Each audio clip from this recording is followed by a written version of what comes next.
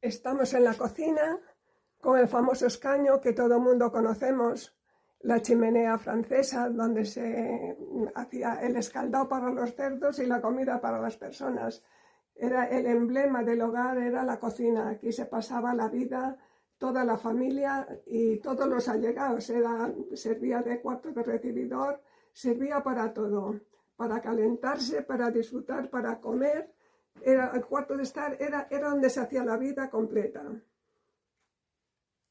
En los diferentes utensilios que se utilizaban para hacer la comida de los cerdos, la caldera, la caceta para sacar la comida de los cerdos de ahí, la mesa con las cucharas, que estaba preparada con la tartera, porque comíamos todos de la misma cazuela, cada uno con su cuchara o su tenedor, y todos comíamos de la misma cazuela.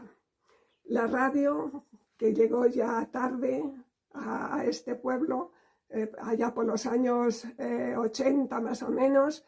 El cura fue el primero que tuvo la radio, después ya los emigrantes fueron mandando dinero para poder comprarlos.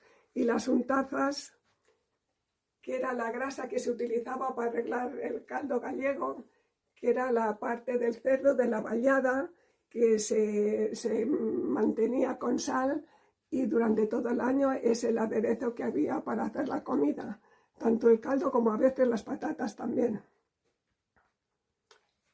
Y las vitrinas, que la gente que tenía dinero pues tenía vitrinas y tenían cosas un poco más sofisticadas, pero la gente pobre, el 95%, pues nada, comíamos en cazuelas de barro y tazones de barro y la sartén y en el pote, no había más sofisticación. En los capachos íbamos al mercado a comprar, y también para llevar la comida al campo se utilizaban estos capachos que servían un poco para todo, tanto para traer castañas como nueces como para hacer la compra. La fresquera, que era donde esto se utilizaba para mantener los embutidos ahí, el queso cuando no había, que era pocas veces, pues se utilizaba esto porque no había neveras, entonces se mantenía ahí para que se mantuviera fresco. Las tazas era lo que se utilizaba para tomarse o las hierbas o la leche o lo que fuera. En lugar de otro tipo de cuenco, pues se utilizaba esto, tanto de barro, sobre todo porcelana. En estas tazas era lo que se utilizaba para tomarse o las hierbas o la leche o lo que fuera. En lugar de otro tipo de cuenco, pues se utilizaba esto, tanto de barro, sobre todo porcelana. Y también las otras fuentes para cuando se reunía la familia, poder sacar las viandas o lo que fuera necesario. Y los largueros se utilizaban para las matanzas y sobre todo para las majas, cuando se unía muchísima gente y había que poner la comida así, se utilizaban estos largueros de porcelana. Los almireces, bueno, eran imprescindibles en las casas porque el caldo era diario y había que machacar el unto para echarlo, entonces los almireces tenían muchísima utilidad aquí, se utilizaban todos los días. Normalmente eran de madera, hechas por los...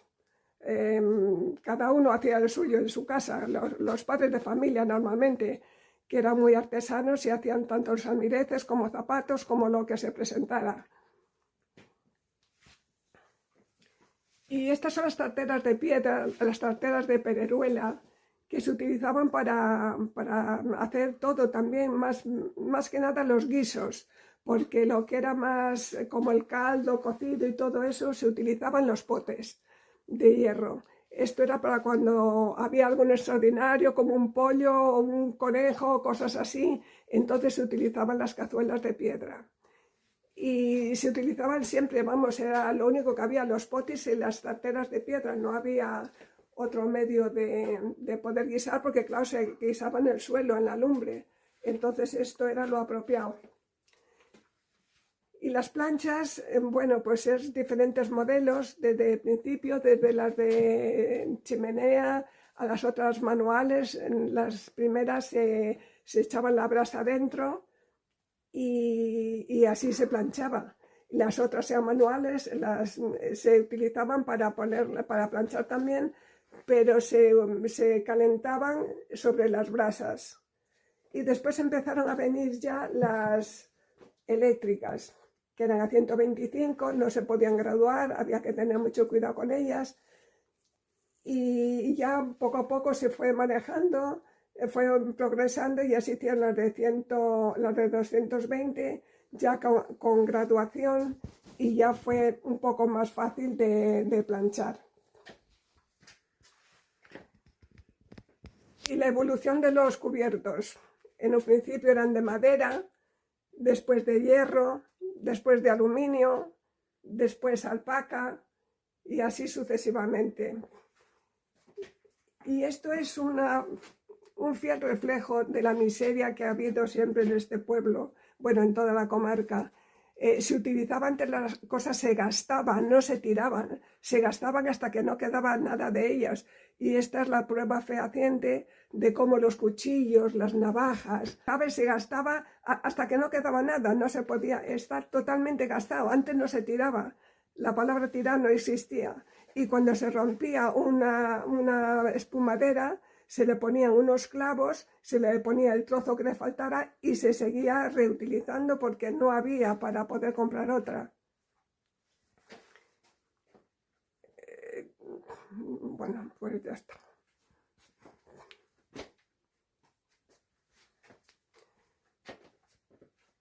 Las tapaderas para tapar las cazuelas. Se hacían normalmente de trozos de bidones que quedaban y se llevaban al ojalatero para que las estañara y se iban haciendo al tamaño de la cazuela que se quería tapar. Las latas de escabeche se utilizaban para hacer los roscones. Después, una vez comido el escabeche, se llevaba al estañador, al ferragacheiro, y le ponía el tubo en medio para poder hacer los roscones. Y estos son los envases, las medidas del vino, cuando se llevaba, porque el vino venía en pellejos o garrafones, normalmente en pellejos, que son la piel de cabra dada la vuelta, y ahí se traía el vino y se iba a la taberna y se medía en cuartillas, en cántaros, y en litros o en cuartos. Eran las diferentes medidas que se podían utilizar cuando se iba a comprar el vino. Los tazones también de barro, las cazuelas para comer el caldo, que siempre se utilizaban también las cazuelas estas individuales para comer el caldo, cada uno en su cazuela.